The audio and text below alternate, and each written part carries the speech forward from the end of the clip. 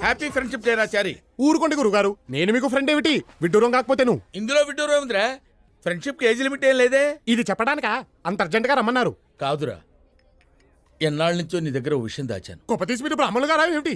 ఆ పాత బస్తీ సలీం గారితో హలీం గురించి డిస్కస్ చేసినప్పుడే నాకు మనం వచ్చింది సుమి. బా ఆపరా నీ అప్రాచ్య పరిమాణాలు. నువ్వును నిన్నో విషయం అడగాలనుందిరా. ఏమిటి? నువ్వు ఎప్పుడైనా ఎవరినైనా ప్రేమించావురా? ప్రేమ? నేనా? మనం కూడా ప్రేమించొచ్చా గురువుగారు? ఏ మనం ఎందుకు ప్రేమించకూడదు? అంటే చరిత్ర చూసుకుంటే సలీము అనార్కలి, రోమియో జూలియట్టు, లైలా మజ్ను ఎంతసేపు వాళ్లే ఉన్నారు గాని మన వాళ్ళు ప్రేమించినట్టు ఎక్కడా దాఖలాలు లేవే. చరిత్రదే ఉందిరా, చింపేస్తే చిరిగిపోతుంది.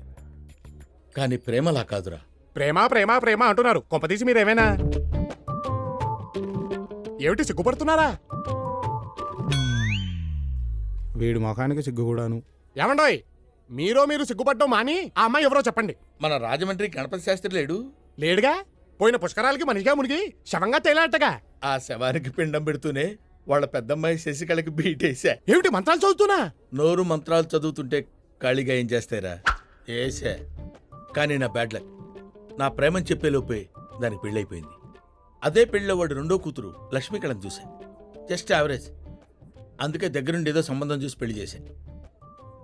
కానీ మూడోది చంద్రకళ ఉంటుందిరా. ఇంకది కూడా మిస్ అవుతాయి, మీకు మిగిలేది తల్లే. ఆ టెన్షన్ నాకు ఉందిరోయ్. అందుకే సంవత్సరం క్రితం తల్లి కూతుళ్ళు ఇద్దరిని సనత్నానికి షిఫ్ట్ చేశా. ఒరేయ్, చంద్రకళకి నిన్ను పరిచయం చేస్తాను. నా గురించి నేను చెప్పుకోలేని విషయాలు నువ్వు కొంచెం గట్టిగా చెప్పాలరా. అమ్మాయిని చూపించండి గురుగారు, అల్లుకుపోతాను. ఆ పని మాత్రం చేయకురోయ్.